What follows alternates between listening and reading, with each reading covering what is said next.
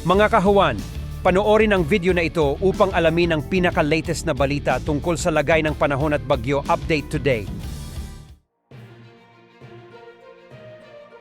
Ito ng ating update sa magiging tayo ng panahon sa susunod na 24 oras.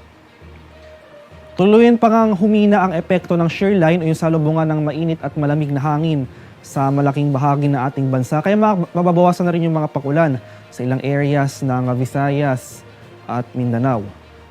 Lumakas pa nga ang epekto ng northeast monsoon o yung malamig na hanging amihan sa malaking bahagi ng ating bansa.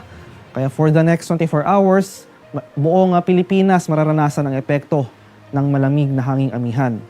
May tsansa pa rin tayo ng makaulapan na may mahihinang pag-ulan na dala ng amihan sa eastern sections ng ating bansa. So sa eastern sections yan ng Southern Luzon, Visayas at sa Mindanao. And for the Metro Manila and the rest of the country ay mas maaliwalas sa panahon na ating inaasahan. Ay, may tsansa pa rin tayo ng mga light rains o dagliang pag-ambon na dala ng amihan sa susunod na 24 oras. At sa kasalukuyan, wala pa naman tayo inaasahang posibleng maging bagyo for the next 3 to 5 days na posibleng makaapekto sa ating bansa.